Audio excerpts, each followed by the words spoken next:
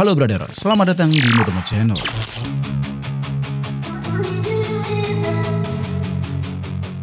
Brother, ngomongin pembalap World Superbike di MotoGP, akhir-akhir ini pasti di pikiran brother adalah pembalap juara dunia 2 kali dengan 2 motor berbeda, Toprak Razgatlioglu. Saking uniknya gaya balap dan performa rider asal Turki tersebut di World Superbike, tak sedikit yang sangat berharap dirinya mau berlaga di MotoGP brother. Beradu skill dengan para pembalap sekaliber Marc Marquez dan Pecco Bagnaia, dan juga rider-rider lain jebolan Moto3 dan Moto2. Belum ada informasi apapun mengenai masa depan Toprak di MotoGP brother. Mungkin 1 atau 2 musim lagi kita akan menemukan jawabannya. Namun, tahukah brother, ternyata sebelum isu Toprak di MotoGP, sudah banyak beberapa pembalap yang hijrah dari World Superbike ke MotoGP. Dan beberapa pembalap mampu tampil gacor, dan bahkan menjadi rider yang merepotkan pembalap papan atas di MotoGP. Pertanyaannya, kenapa ini cukup penting untuk admin bahas di konten kali ini brother? Alasannya, banyak pembalap yang mendapatkan pembibitan dari lingkungan MotoGP itu sendiri, seperti kelas GP125 2 tak yang sekarang menjadi Moto3 dan GP250cc yang saat ini menjadi Moto2. Banyak pembalap tersebut yang naik ke MotoGP malah berakhir tragis, sedangkan pembalap yang masuk dari universe lain malah mampu tampil gacor. Lalu siapa sajakah pembalap World Superbike ini? Ini dia 5 pembalap World Superbike yang tampil gacor di MotoGP.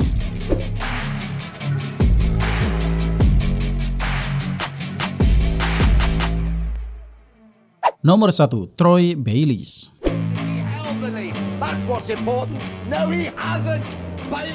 Brother, Troy Bayliss adalah pembalap yang kuat dari negeri kanguru Australia. Troy Bayliss memiliki gelar juara dunia di World Superbike pada 2001. Berkat prestasinya ini brother, Bayliss mendapat kesempatan membela tim pabrikan Ducati di MotoGP pada musim balap 2003. Ketika Ducati baru gabung di MotoGP 4 tak. Di musim pertamanya bersama Marlboro Ducati di MotoGP, Bayliss berhasil menempati posisi 6 klasemen akhir dengan koleksi 3 podium. Pembalap jebolan World Superbike ini mampu bertarung di posisi depan brother. Penampilan yang cukup gacor, mengingat World Superbike pada tahun-tahun itu memiliki motor yang jauh berbeda dengan motor MotoGP. Apalagi Ducati adalah pabrikan baru di kelas GP 990cc dengan motor Ducati Desmo Sedici GP3 yang baru lahir. Namun sayangnya brother, 2 musim berikutnya di tahun 2004 performa Ducati menurun. Bayliss harus menempati posisi 14 klasemen.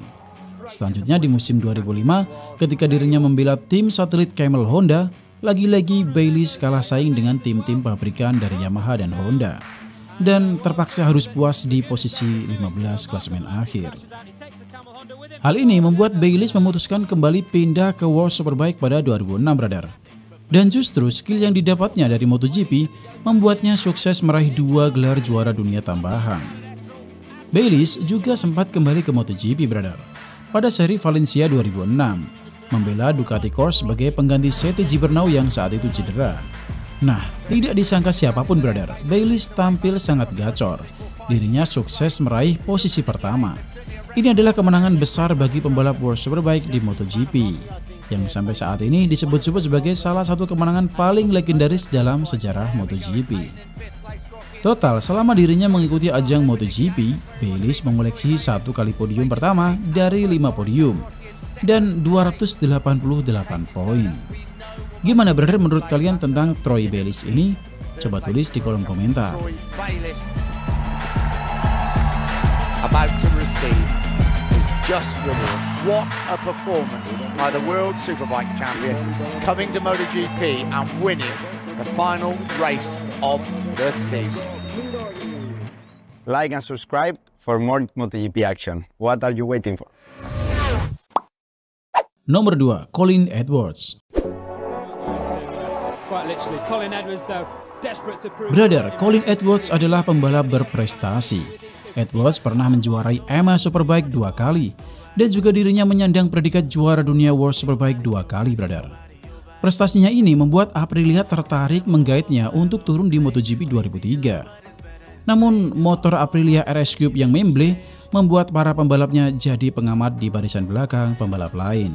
Edwards pun memutuskan pindah ke tim satelit Telefonica Movistar Honda pada 2004. Penampilannya kali ini cukup gacor, brother. Edwards mengakhiri musim 2004 di peringkat kelima. Kemudian pada 2005 Edwards ditarik Yamaha untuk menemani Valentino Rossi di tim pabrikan Gauloisis Yamaha. Sama seperti Bayliss, pembalap asal Amerika Serikat ini tidak pernah meraih gelar juara dunia di MotoGP. Bahkan dirinya tidak pernah memenangkan kejuaraan seri. Meski begitu, brother, Edwards mampu tampil gacor di barisan depan mengganggu pembalap seperti mendiang Nicky Hayden dalam perebutan juara dunia. Prestasi terbaik Edwards di MotoGP adalah peringkat keempat pada musim balap 2005 dengan motor pabrikan Gauloisis Yamaha. Selama dirinya berkarir di MotoGP dari 2003 hingga 2014, brother, ia mengoleksi 12 podium dan 1.242 poin. Ini adalah jumlah poin terbanyak mantan pembalap World Superbike di MotoGP dan menjadi pembalap jebolan World Superbike yang paling lama berlaga di MotoGP. Selanjutnya, Colin Edwards pun memutuskan pensiun pada akhir 2014 di usianya yang sudah 40 tahun dan menjadi salah satu pembalap MotoGP yang berhasil pensiun di usia berkepala 4. Bagaimana, brother, masih ingat tentang sepak terjang Colin Edwards ini? Coba tulis di kolom komentar.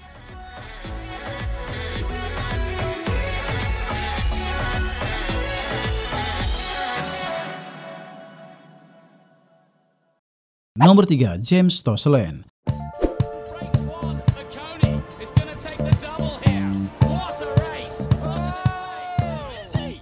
Brother, pembalap jebolan World Superbike lain yang pernah gacor di MotoGP adalah pembalap kelahiran Doncaster, Inggris 1980. James Toseland menjalani karirnya di MotoGP ketika dirinya tampil dominan di World Superbike 2004. Toseland pun menjadi juara dunia bersama tim Villa Ducati di usianya yang baru 23 tahun. Sampai saat ini, Toseland masih tercatat sebagai juara World Superbike termuda sepanjang sejarah. Pada musim balap 2006, Toseland juga menempati posisi runner-up bersama tim balap Tenkate Honda dan bahkan menjadi juara dunia lagi pada musim balap 2007 di tim yang sama. Nah, karena prestasi ini, brother, membuatnya mendapat tawaran pindah ke MotoGP bersama tim satelit monster Yamaha Tech3 di 2008 dan 2009. Debutnya di MotoGP bersama Yamaha, brother, Toseland cukup gacor dan mentereng. Dirinya di musim balap 2008 mampu menempati posisi ke-11 dengan 105 poin. Pencapaian terbaiknya selama semusim penuh berada di posisi 6 sebanyak 6 kali seri balapan. Dan posisi terburuknya berada di posisi ke-18 seri balapan Indianapolis. Bahkan Toseland mampu mengasapi pembalap juara dunia 250cc Marco Melandri yang waktu itu mendukung tim pabrikan Marlboro Ducati dan juga 3 pembalap pabrikan Kawasaki. Namun sayangnya, brother, di musim 2009 Toseland hanya mampu bersaing di barisan tengah dan mengakhiri karir di MotoGP di akhir musim 2009. Total prestasi yang Toseland dapatkan di MotoGP selama 2 musim penuh, Toseland mengantongi 197 poin. Cukup gacor memang jika dibandingkan dengan pembalap-pembalap jebolan GP 250 yang lain. Gimana, brother, menurut kalian James Toseland ini?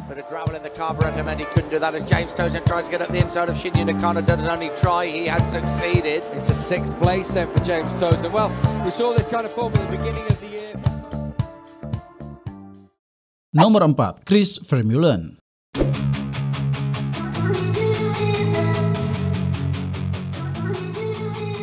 Brother, bagi penggemar Suzuki, harusnya brother mengenal dengan pembalap yang satu ini. Pembalap jebolan World Superbike ini pernah memanaskan aspal MotoGP bersama tim pabrikan Suzuki di era 990cc dan 800cc. Meski Chris tidak pernah menjuarai World Superbike, namun Chris adalah pembalap World Superbike yang sangat diperhitungkan, brother. Pada musim World Superbike 2005, Chris berhasil menempati di posisi runner-up. Bahkan di tahun yang sama, dirinya sempat ditawari wildcard MotoGP oleh Honda pada balapan seri Australia dan Turki. Hasilnya, Chris bisa berada di posisi barisan tengah dengan finish di posisi ke-11 di kedua seri balapan tersebut. Posisi yang cukup gacor memang, mengingat pembalap motor produksi massal mampu berada di posisi tengah beradu skill dengan pembalap jebolan GP 250 yang lain, hanya dengan balapan 2 seri saja. Suzuki yang melihat kegacoran Chris, brother, menawarkan kontrak balapan di MotoGP. Chris Vermeulen yang tidak ingin melewatkan kesempatan tersebut nekat keluar dari HRC World Superbike dan bergabung dengan Suzuki MotoGP di musim balap 2006. Di musim pertamanya bersama Suzuki GSV R990cc di 2006, Chris Vermeulen hampir selalu bertarung di barisan depan dan mengacak-ngacak tim pabrikan lain.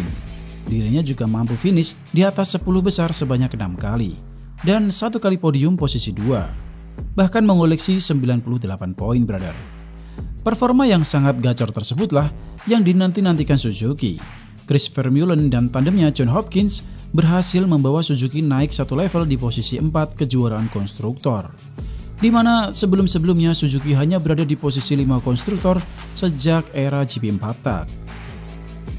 Selanjutnya, brother, ketika MotoGP turun cc menjadi 800 cc, Chris Vermeulen masih tetap gacor.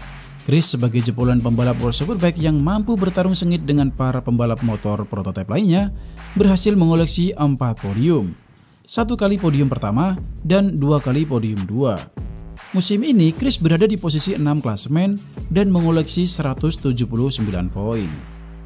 Sayangnya, brother, kedatangan para pembalap-pembalap muda dari GP 250cc membuat Chris kalah saing. 2 musim berikutnya performanya tersaingi para pembalap muda seperti Casey Stoner dan Dani Pedrosa. Chris Vermeulen berpisah dengan Suzuki di akhir musim balap 2009 dan memutuskan kembali lagi ke World Superbike. Total, Chris Vermeulen berhasil menyimpan 7 trofi podium MotoGP selama karirnya tersebut dan mendapat 521 total poin. Gimana, brother? Kalian pernah ngefans dengan Chris Vermeulen ini?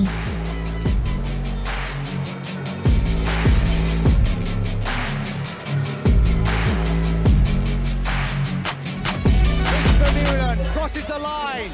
The 24-year-old Australian wins the Grand Prix of France here. If you love MotoGP videos, like and subscribe. Nomor 5, Ben Spies.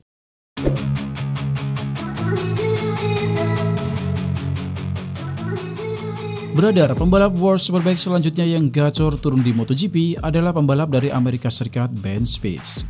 Ben Spies adalah juara nasional AMA Superbike sebanyak 4 kali dan 1 kali kelas AMA Superstock dengan motor Suzuki GSX-R 1000cc. Prestasinya tersebut, brother, membuat Yamaha kegirangan untuk menariknya di ajang World Superbike di tahun 2009. Nah, pada musim pertamanya bersama Yamaha YZF R1 di 2009, Spies langsung berhasil menjadi juara dunia mengalahkan Kinoruyuki Haga dari Ducati yang hanya selisih 6 poin saja. Otomatis Ben Spies tercatat namanya di Museum Yamaha sebagai pembalap Yamaha pertama yang memenangkan kejuaraan World Superbike. Nah, brother, melihat kegacoran Ben Spies, Yamaha membawa Ben Spies di tim satelit monster Yamaha Tech 3 pada musim balap 2010. Spies langsung tampil gacor. Dirinya selalu bertempur di barisan depan mengusik para pembalap pabrikan. Di musim perdananya di kelas MotoGP, Spies berhasil menyabet 2 podium dan 1 kali pole position saat dirinya membalap di sirkuit Indianapolis, Amerika, dan berada di posisi 6 klasemen akhir. Ben Spies juga didaulat sebagai Rider Rookie of the Year di tahun 2009. Melihat skill dan penampilan yang gacor, Yamaha menarik Ben Spies ke tim pabrikan Yamaha, brother, menggantikan Valentino Rossi yang pindah ke Ducati. Di musim keduanya ini, Ben Spies makin tampil maksimal, brother. Ben Spies berhasil podium sebanyak 5 kali dengan 1 kali kemenangan dan 1 kali fastest lap. Bahkan Spies bisa menempati posisi 5 klasemen. Sayangnya, brother, keberuntungan tidak berpihak ke Ben Spies. Pada latihan bebas 2012 di sirkuit Sepang, Malaysia, Spies terjatuh dan mengalami cedera serius di tulang rusuk dan paru-parunya. Sejak saat itu, Spies absen lama. Bahkan saat dirinya pindah ke tim Pramac Ducati di 2013, Ben Spies yang masih cedera hanya mengikuti balapan di 2 seri pertama di GP Qatar dan GP Amerika. Karena cederanya yang tak kunjung membaik, Spies akhirnya memutus kontraknya dengan Pramac Ducati lebih awal dan memutuskan pensiun dini. Meski begitu, brother, Ben Spies berhasil membuktikan jebolan pembalap World Superbike tidak kalah dengan para pembalap lulusan GP125 dan GP250. Total statistik terbaik yang berhasil Ben Spies koleksi di MotoGP, Spies mendapatkan 478 poin dan 5 podium. Gimana, brother, menurut kalian tentang Ben Spies ini? as Speed comes across the line and wins. It's more like relief for Speed. He comes to win his first ever Grand Prix. Nomor 6, Cal Crutchlow.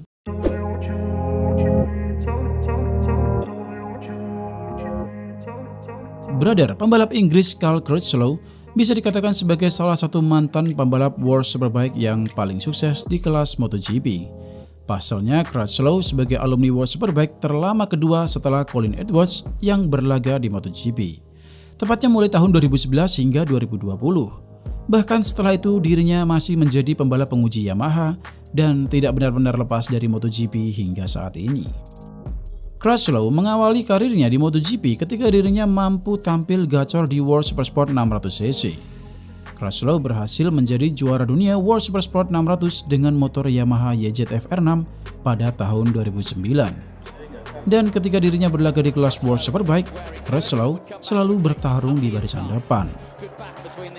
Nah, setelah itu brother, Crutchlow dipromosikan Yamaha untuk membalap di MotoGP pada musim 2011 di tim Monster Yamaha Tech 3. Selama dirinya membalap di Tech 3 dari 2011 hingga 2013, Crutchlow berhasil mengoleksi 5 podium dan rata-rata selalu finish di 5 besar. Dan posisi terbaiknya di posisi 5 klasemen 2013. Penampilan gacor Crutchlow ini membuat Ducati merekrutnya di musim balap 2014 brother. Sayangnya Ducati yang waktu itu masih jadi motor perusak karir, Crutchlow hanya mendapatkan 1 podium dan menyelesaikan musim di posisi 13. Nah brother, merasa dirinya tidak aman di Ducati, pada 2015 Crutchlow menerima tawaran Honda untuk membalap bersama tim LCR Honda Satelit hingga musim balap 2020. Dan selanjutnya Crutchlow memutuskan pensiun di musim 2020 brother. Bahkan setelah pensiunnya Crutchlow terkadang masih membalap dengan motor Yamaha M1. Sebab dirinya setelah pensiun masih mendapat pekerjaan menjadi pembalap penguji Yamaha YZR M1 dan beberapa kali mendapat jatah wildcard. Selama dirinya membalap di MotoGP pada tahun 2011 hingga 2020, Crutchlow mengoleksi 3 podium utama dari 19 total podium, 4 kali fastest lap dan 4 kali pole position, serta mengantongi 1187 total poin di MotoGP. Jumlah poin terbanyak kedua setelah Colin Edwards sebagai pembalap jebolan World Superbike di MotoGP. Gimana brother, kalian suka konten seperti ini? Dukung kami dengan like video ini dan share ke teman kalian. Subscribe channel kami jika perlu. Sampai jumpa di konten kami selanjutnya. Ciao. 12 years ago, what a finish! Well done, Cal Crutchlow. 12 barren years for British riders, and he's on the podium.